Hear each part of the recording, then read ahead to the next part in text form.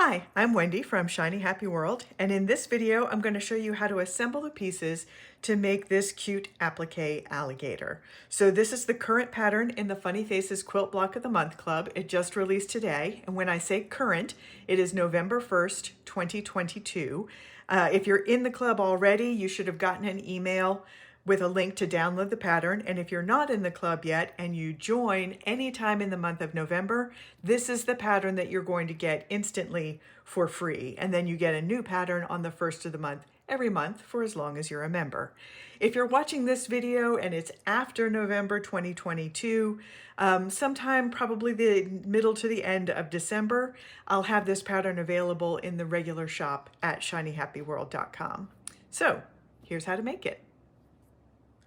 Okay, this is the video that shows you how to assemble the alligator block with the light box. If you don't have a light box, there's a different video that shows you how to put them together without a light box, but this is the light box one.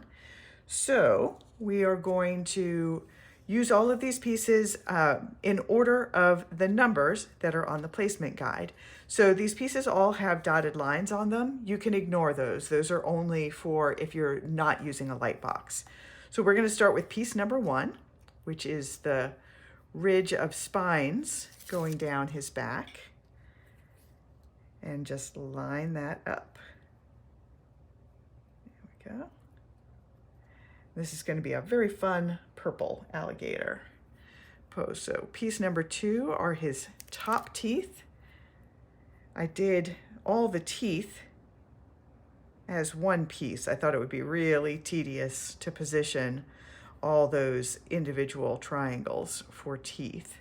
But if you wanted to cut them apart and make them more snaggly looking, which is actually pretty accurate to alligator teeth, go for it. I just always am trying to make everything as easy as I can. So number 3 was the bottom teeth. Number 4 is our alligator body.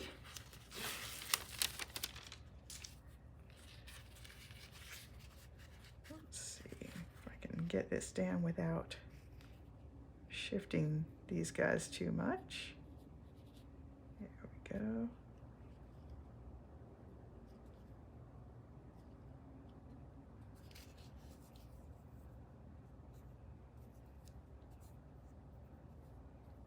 Okay, and I just bumped those teeth. Get that fixed. There we go. All right, now let's see, 5 is one of his eyes.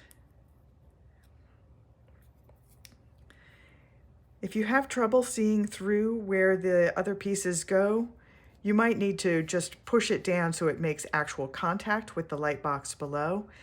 That way, when it's kind of curved up because just of the curve of the fabric, when it loses contact with it, especially with a darker color underneath, the darker color of fabric that you're shining through, it can make it hard to see. But if you just push it down, you can see it. So now 7 and 8 are his eyelids.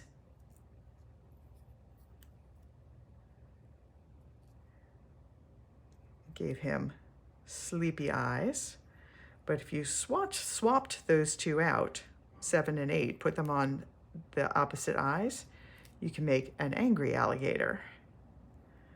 But I wanted him to look sleepy and not threatening.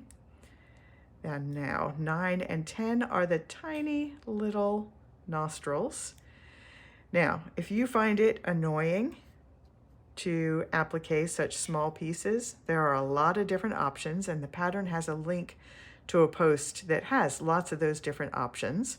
It says there for eyes, but really it's for any small pieces like this. There's a link to my favorite fabric paint and my favorite fabric markers and stitches you could use for hand embroidery, lots of different options. If it were me, I would probably use a fabric paint, but I actually don't mind appliquing around such small pieces. So the last piece, number 11, is this pale underbelly. And there we go.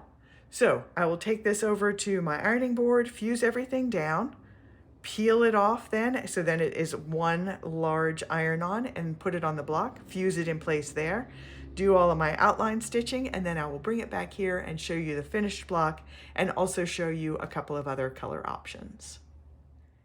And here we have the finished block. This is the one that I did for the demonstration showing how to assemble the pieces if you do not have a light box. So this one uses a brown background piece that had the lines or the quilting lines already printed on it. So that background is from the Animal Kingdom quilt blocks, and all of the greens for his body are from the avocado blenders. So now let me pull in the one that we used for the light box. So for the light box demonstration, I wanted to do a really fun purple alligator. For this one, the background block is from the farmer's market quilt blocks. So this one also had those quilt lines printed on it. And all of the fabrics for the alligator are from the eggplant blenders. And I've got one more that I did. So this one is a much, much brighter green, more playful, just a sillier version of a green alligator.